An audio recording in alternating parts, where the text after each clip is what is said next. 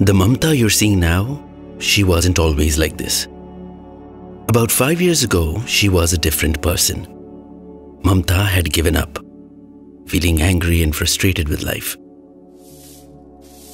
Her mother was deeply concerned about her mental well-being.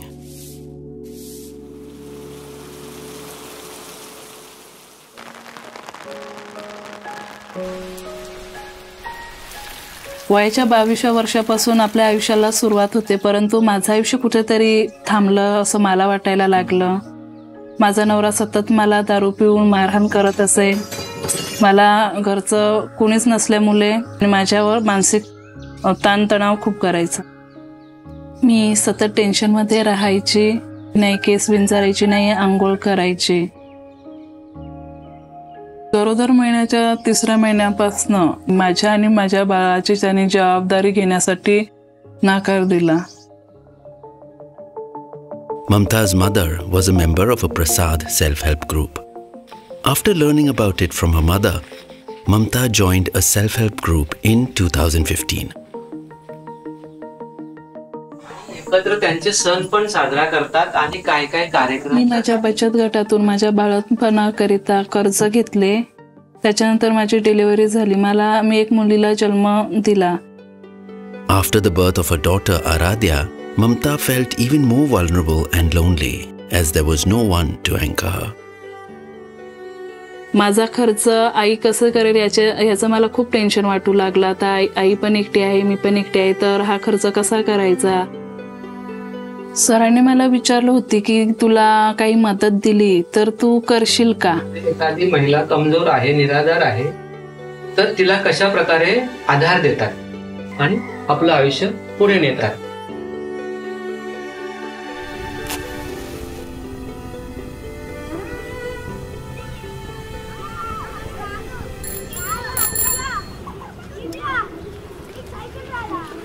मला आठवलं यापूर्वी मी कशी होती. मी स्वप्न बघायची आणि ती स्वप्न पूर्ण करायची आणि मनामध्ये एक जिद्द ठेवायची की ही स्वप्न मला पूर्ण करायचंय करायचंय करायचंय.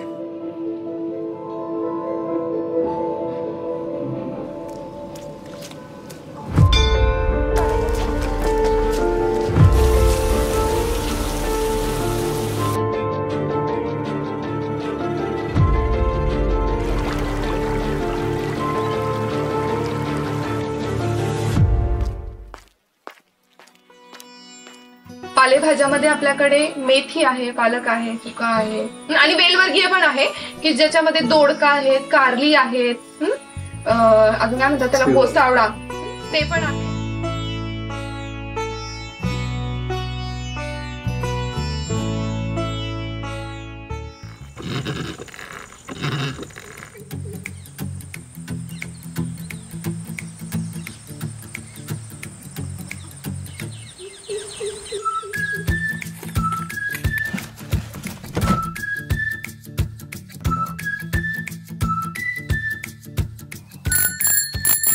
प्रसादमध्ये जोडल्या गेल्यानंतर मला या गावातच राहून काम करण्याची संधी मिळाली. लोकांशी बऱ्यापैकी परिचय आला.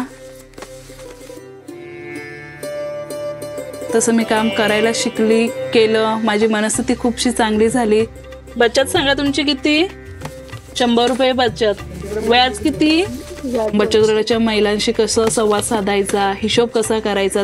ज्या माझ्या गावापाड्यामध्ये महिला आहेत त्यांच्या संपर्कात जावं, त्यांची काही अडचण असली ती त्यांना विचारून त्यांना त्याच्यावर काय मार्ग निघेल किंवा काय मात करता येईल ह्याचा खूप प्रयत्न करू शकतो. प्रसाद चिकित्साने आम्हाला एक विहीर दुरुस्त झाली. त्या विहिरीचं आम्ही सुद्धा पाणी पितो. फिल्टर दिले. गावखेड्यातल्या माणसांनी आम्ही माझ्या कुटुंबाने प्यावं. प्रसाद चिकित्साने आपल्याला टॉयलेटही दिले, संडास. तर सांडपाणी जे काही रस्त्यावर जातं तर त्याच्याकरिता आपल्याला शोषखड्डेही दिले. तो माझ्याही कुटुंबाकडे आहे. शेती संदर्भात आपल्याला जे काही भात शेतीसाठी भात बियाणं लागतं तर ते भात बियाणं पण दिलं. पाळभाज्या आल्या तर पाळभाज्यांसाठी पण त्यांनी आम्हाला बी बियाणं दिलं. या अशा भरपूर सुविधा आहेत.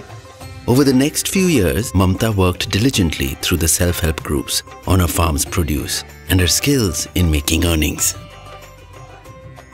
Mamta managed to change her fate. by saving for her lifelong dream.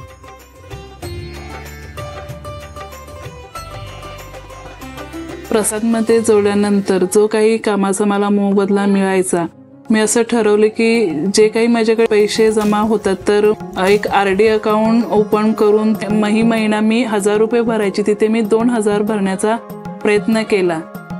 तिथे पण मला यश मिळालं. प्रति 12 दुणे 24,000 रुपये बँकेमध्ये जमा झाले. स्वतःशीच असं वाक्य मनाच्या मनात किंवा मोठ्या शब्दात बोलली की ममता, आता तू घर बांधण्याकरिता सक्षम झालेस, तुझ्याकडे हवे तेवढे पैसे जमा झालेत, म्हणून मी स्वतःच्याच हाताने माझ्या पाठीवर हात फिरवा आणि म्हणाले का ममता, आता तू घर स्वतःसाठी बांधू शकतेस.